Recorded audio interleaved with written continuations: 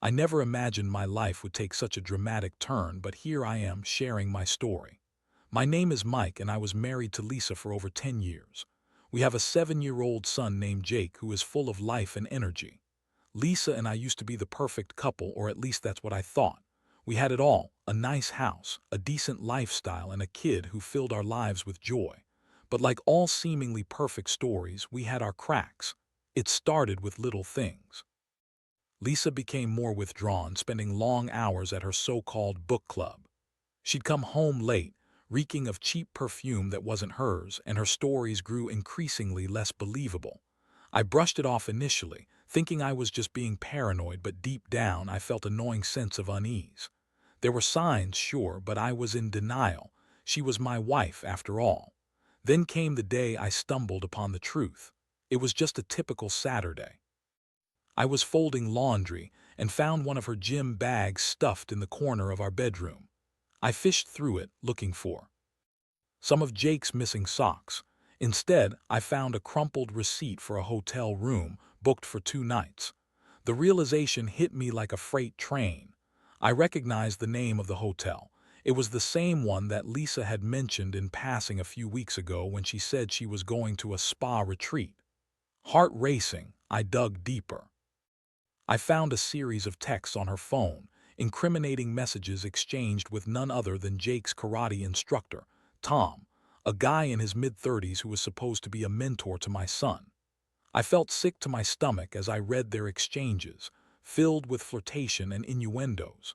It was as if someone had ripped the veil off my eyes and I was left standing there, reeling from the shock. When Lisa got home later that day, I was ready for confrontation. I sat her down, my hands trembling with a mix of anger and hurt. "We need to talk," I said, my voice steady but cold. She rolled her eyes, dismissing me as if I was overreacting, but I pressed on, pulling out my phone to show her the evidence. The look on her face went from confusion to horror as she read the messages. "Mike, it's not what it looks like," she exclaimed, her voice rising in pitch. I was just being friendly." Friendly? With texts like that, I knew she was lying, and her excuses made my blood boil. I confronted her about the hotel receipt, but she waved it off. "That was just a girl's weekend, you know how they can be." I couldn't believe the audacity. She was trying to gaslight me, and I refused to fall for it. The emotional impact of the betrayal was overwhelming. I felt angry, betrayed, and honestly a bit humiliated. How could she do this to me, to our family? I spent days alternating between rage and despair, questioning every moment of our marriage, wondering if I had missed some glaring red flags. I felt like a fool, but I wasn't going to let her see me crumble. I needed to take control of my life. I started thinking about what my next steps should be. Do I confront Tom? Do I tell Jake? No, I had to think about what was best for my son. The last thing I wanted was to drag him into this mess. I started to plot my revenge. It was time for Lisa to see how weak she really was without me. She had underestimated me, and I was done being the fool in her game. Would you like me to continue? The days that followed the confrontation with Lisa were filled with a tumult of emotions. I felt like I was trapped in a whirlwind of anger and confusion. I went through the motions of everyday life, taking Jake to school, going to work, pretending everything was normal. But inside, I was a volcano ready to erupt. I spent countless nights lying awake, replaying the events over and over in my head. I thought about what I wanted to achieve with my revenge, and the more I contemplated it, the clearer it became. I wanted Lisa to feel the same pain I was feeling, to understand that her choices had consequences, and perhaps to make her realize just how weak she was without me. I began to gather evidence of her affair, not just for my peace of mind but to use against her. I started following her discreetly, using my old camera from college days to document her meetings with Tom. It wasn't long before I captured them together at a local cafe, laughing over coffee, sharing intimate looks that made my stomach churn. I snapped photos of them, the reality of her betrayal burning into my mind with every click of the shutter. After a week of this surveillance, I finally had enough evidence to confront not just Lisa, but Tom as well. I planned a final showdown, one that would leave no room for her to lie. I figured a public place would be best, somewhere she wouldn't be able to manipulate the story in her favor. I chose a busy park on a Saturday afternoon, where dozens of families were out enjoying the day. I wanted her to feel the weight of her choices, and I didn't want it to be easy for her to run away from the truth. On that fateful day, I arrived early, heart pounding as I waited for Lisa to show up. I had texted her earlier, pretending everything was fine, suggesting we take Jake for a picnic.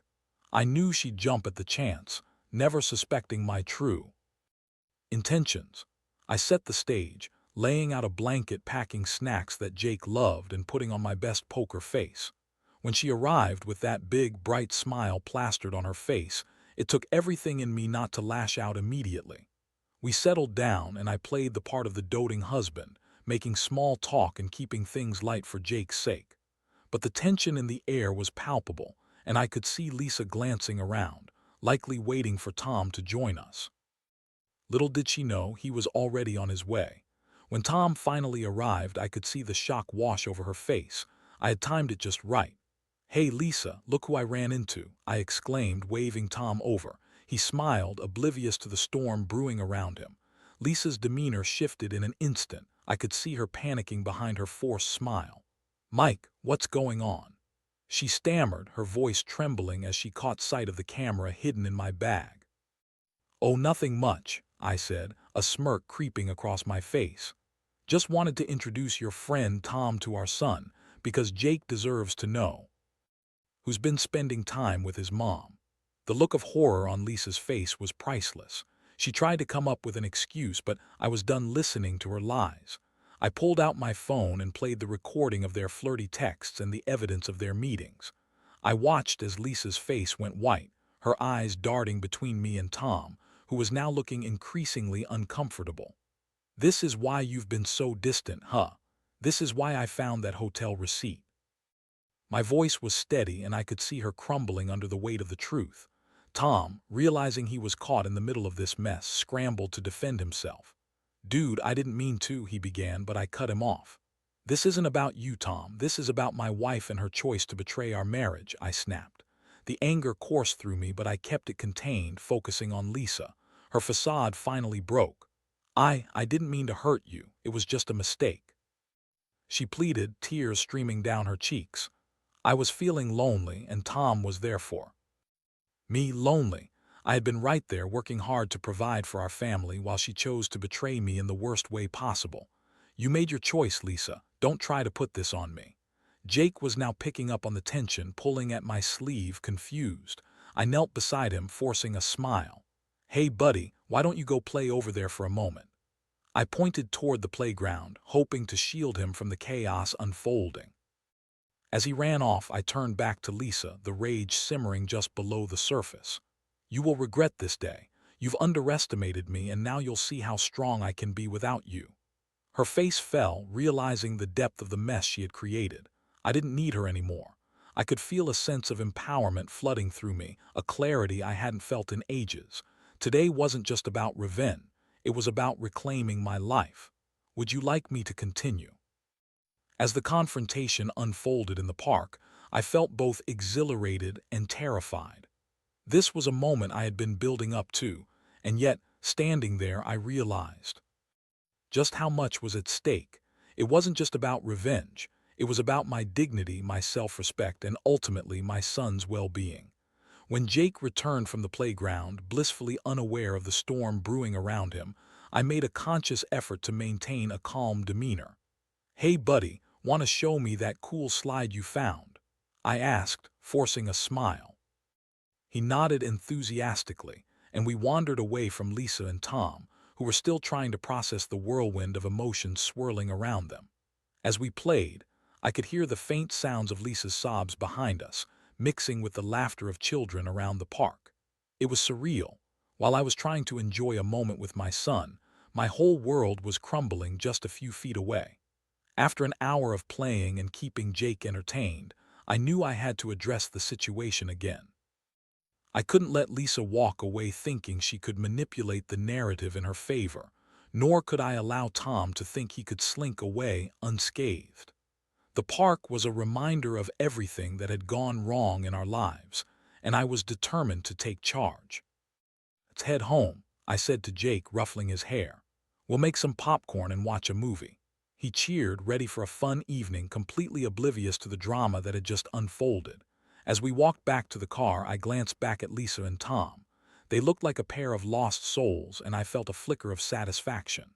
Lisa's tears were genuine, but they were also the tears of someone caught in her own web of deceit. She had made her choices, and now she had to live with the consequences. Once we got home, I settled Jake in front of the TV with his favorite cartoon and went to the kitchen to grab a drink. I needed to center myself, to gather my thoughts. The adrenaline was still pumping through my veins, and I felt more alive than I had in years. I was no longer the passive husband who had been blindsided by betrayal. I was taking control, reclaiming my life. As I leaned against the counter, I thought about what I wanted to do next. I had all the evidence I needed, and now the power to make decisions that affect Lisa's life. I felt a sense of freedom wash over me. I considered my options. I could file for divorce, confront her about the affair again, or even take the high road and try to salvage some semblance of a relationship. But the thought of being kind to her felt like an insult to my own pain. After a few minutes, Lisa finally came home, her face puffy and red from crying. She looked more vulnerable than ever, and part of me felt a twinge of sympathy, but I quickly brushed it aside. "We need to talk," I said, my voice firm. "I didn't mean for it to happen, Mike. It was a mistake, I swear," she pleaded, her voice desperate. "Do you think that makes it okay?" I shot back. "You betrayed me and you betrayed our family. What do you think Jake would say if he knew?" She crumbled at that, sinking into a chair at the dining table. "I don't know, I felt so alone. You've been so focused on work, and I needed someone to be there for me." Needed. "You think it's okay, too?" "Seek comfort in the arms of someone who is supposed to be a role model for our son." I couldn't believe the audacity. "You didn't just make a mistake, you made a choice, Lisa, and now you have to face the consequences." She opened her mouth to argue, but I cut her off. "I'm not interested in your excuses anymore. You've lost my trust and respect. I need time to think about what this means for us." That night, I lay awake in bed, thoughts racing. I felt a mix of empowerment and sadness. The reality of the situation began to sink in. My marriage was teetering on the edge of oblivion, and the future was uncertain. But for the first time in a long while, I felt like I wasn't just going to roll over and let life happen to me. I began to strategize my next moves. I would consult a lawyer. I would explore my options for filing for divorce.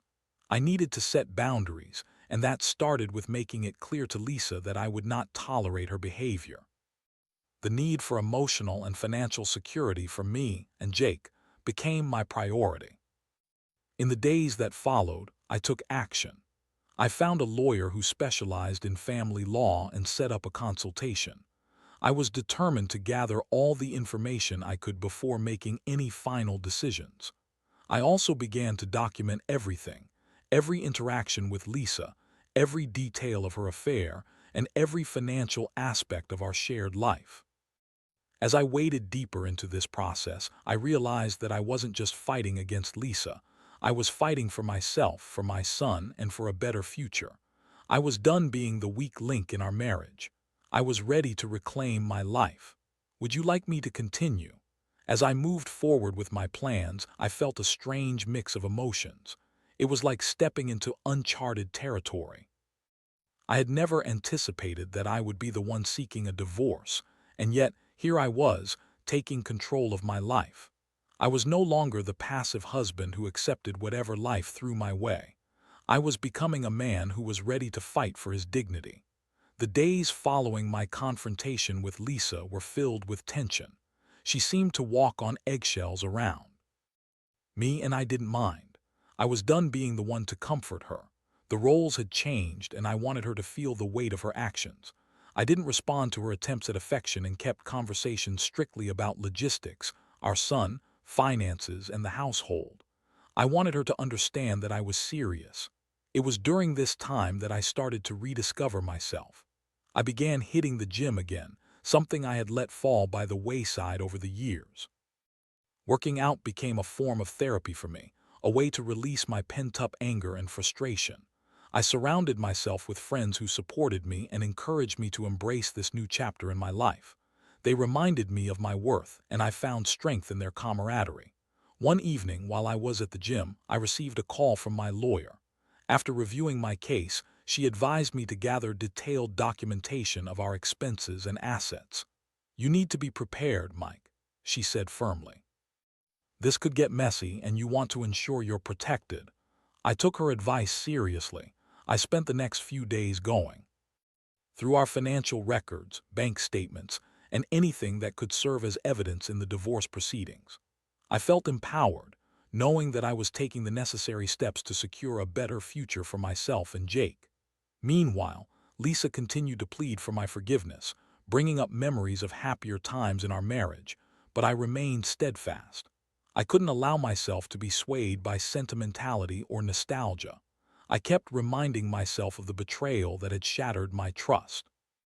One night while we were sorting through some bills at the kitchen table, she reached out to touch my hand. "Mike, I really am sorry. Can't we just work this out? I promise I'll change." "Change?" I scoffed, pulling my hand away. "You broke our vows, Lisa. You chose to betray me, and I'm not interested in your apologies anymore. I'm moving forward with a divorce." The pain in her eyes was evident, and for a moment a flicker of guilt washed over me, but I shook it off. I had to stay true to myself and my decision. I was done being the one who had to carry the emotional weight of our relationship. As the days turned into weeks, I stopped waiting for Lisa to change. I focused on my own growth and well-being. I signed up for a self-defense class, not only for practical reasons but also to build my confidence and sense of empowerment. I wanted to show Lisa that I was not the weak husband she had taken for granted. I was reclaiming my strength, both physically and mentally. Then came the day of the initial filing. I sat in my lawyer's office, heart pounding as I signed the papers that would initiate the divorce process. It felt surreal, almost like a dream. I was finally taking action, stepping away from the pain and betrayal that had consumed me for so long. "Are you ready for this?" my lawyer asked, looking me in the eye. I took a deep breath. "Yes, I am." With that, I walked out of the office with a sense of purpose I hadn't felt in a long time. I was no longer bound by the chains of betrayal. Instead, I was forging my own path toward healing and freedom. A few days later, Lisa confronted me again. She had received a copy of the filing and she was furious. "How could you do this?" she shouted, her voice echoing in the empty house. "You're throwing away our family." "No, Lisa, you threw away our family the moment you decided to cheat on me," I shot back, my voice steady. "I'm doing what's best for both me and Jake. You made your choice, now it's time for me to make mine." Her face contorted with rage and despair, and for a moment I felt a pang of sympathy. But quickly, I reminded myself that this was the consequence of her actions. I would not allow her to manipulate me into feeling guilty. As the divorce proceedings officially began, I started attending counseling sessions. I wanted to process the emotional turmoil I'd been through, to understand the patterns that led me to this point. It was a chance to reflect, to heal, and to ensure I wouldn't make the same mistakes in the future. The sessions were enlightening. I learned about boundaries, self-worth, and how to navigate the complexities of relationships. My therapist encouraged me to focus on myself and what I wanted moving forward. "You've already taken a courageous step, Mike.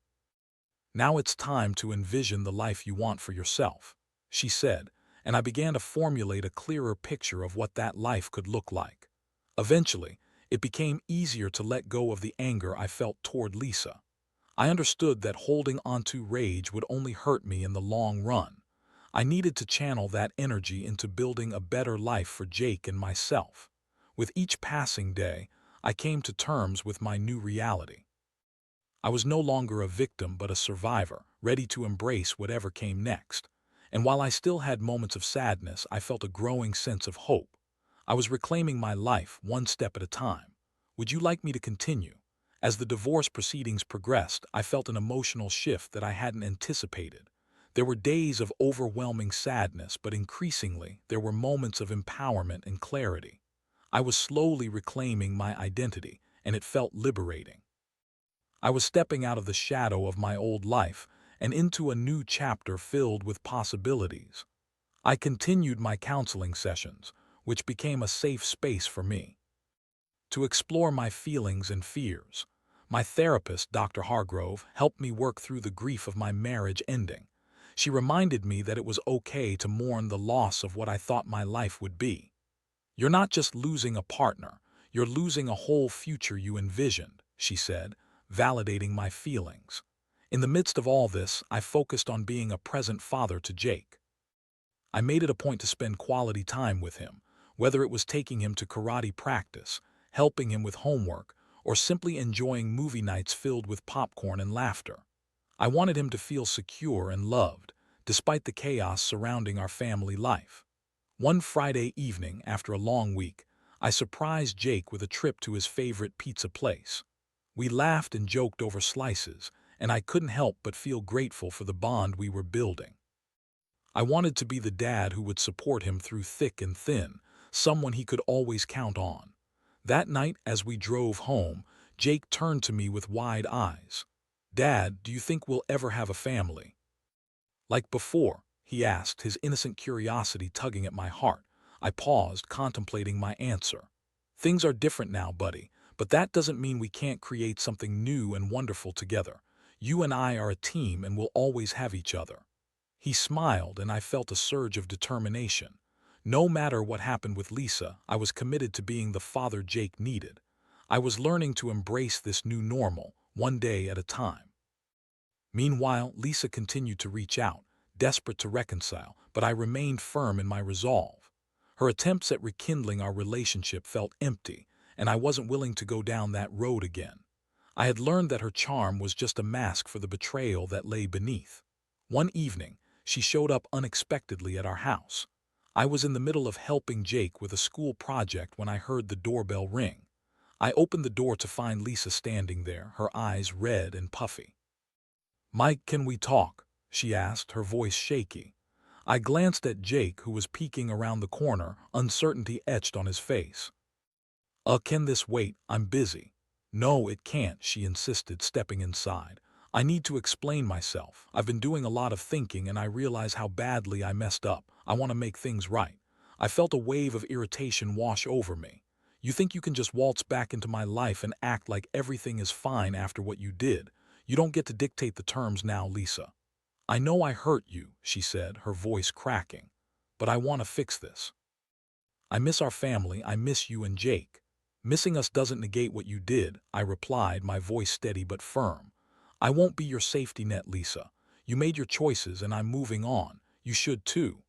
I could see the hurt in her eyes, but I wasn't about to let her manipulate me with tears. I had come too far to allow that to happen again. As I closed the door behind her, I felt a mix of satisfaction and sadness. I couldn't help but wonder if she would ever truly understand the impact of her actions, but I knew I had to focus on my own healing. Days turned into weeks, and eventually we reached the point where we had to discuss custody arrangements. I wanted to ensure that Jake would have consistent access to both of us, but I also wanted to establish boundaries. It was a delicate balance, one that required open communication and a willingness to cooperate for our son's sake. When the day of mediation arrived, I felt a knot in my stomach. I wasn't looking forward to sitting across from Lisa in a room filled with lawyers, discussing the terms of our future as co-parents, but I reminded myself that it was necessary for Jake. Lisa arrived, looking more composed than she had in weeks. I could see she had put effort into her appearance, and part of me wondered if it was an attempt to win me back. I shook off those thoughts. I was there to discuss our son, not to dwell on the past. As we sat down with the mediator, I felt a sense of unease wash over me. But I kept my focus on Jake. His needs must come first. The mediator guided us through the process, asking questions about our arrangements, visitation schedules, and how we plan to co-parent effectively. I presented my ideas clearly, emphasizing the importance of routine and stability for Jake. I wanted to ensure that he felt secure, even amidst the changes in our family structure. Lisa participated in the discussion, but I could tell she was struggling to contain her emotions. Eventually, it was her turn to speak. I know I made mistakes, but I want to be a good mom to Jake. I want to be there for him, she said, her voice wavering. I'll do whatever it takes. In that moment, I saw a glimmer of sincerity in her eyes, but I remained cautious. I couldn't let my guard down. It's going to take time for Jake to process everything, I said. We need to put him first and work together, even if it's difficult. The mediation session concluded on a relatively positive note, with a plan in place for shared custody. I left feeling a mix of relief and apprehension. It would be a long road ahead, but I was committed to making it work for Jake. As time passed, I began to feel a sense of normalcy creeping back into our lives. I was learning how to navigate this new reality, and while the pain of betrayal would always linger, I was determined to create a better future for myself and my son. Would you like me to continue? As the weeks turned into months, I started to notice a gradual shift in my emotions and life circumstances. The initial shock of the divorce had faded, replaced by a newfound sense of purpose and resilience. I was no longer merely reacting to the chaos that Lisa had caused. I was actively rebuilding my life and redefining who I was. I focused on co-parenting Jake with Lisa, setting aside our differences for his sake. We established a schedule that worked for both of us, alternating weekends and school nights. I made a concerted effort to communicate openly with her, keeping the focus on Jake's needs. Surprisingly, it felt good to have some level of cooperation, and I could sense a shift in Lisa, too. She seemed more committed to being a responsible parent, and I hoped that this change was genuine. One evening, after a particularly fun day at the amusement park with Jake, I found myself reflecting on the journey I had been on. I had gone from a heartbroken husband to a determined father who was not only surviving but thriving. I had regained my self-respect and learned valuable lessons about love, trust, and boundaries. As I sat on the couch watching Jake play with his toys, I realized that I had come to a place of acceptance. I no longer felt the weight of resentment pulling me down. I had moved past the hurt and was focused on building a positive future for us both. I understood now that healing was not just about letting go of the past. It was about embracing the present and the possibilities that lay ahead. Then came the day I received a call from my lawyer about the finalization of the divorce. I felt a mixture of relief and finality wash over me. The paperwork was ready, and we would meet in a week to sign everything. I was ready to close that chapter, and the prospect of walking away from my marriage felt oddly liberating. It was the culmination of my journey to reclaim my life and my independence. That week, Lisa and I finalized the details of our divorce. I could see the nervousness in her eyes as we sat across from each other in the small, sterile room where the signing would take place. The atmosphere was thick with unspoken words, but I remained composed. Mike, she began, but I held up my hand, cutting her off. Let's focus on Jake. We both need to put him first, I said, maintaining my resolve. The signing was quick and straightforward.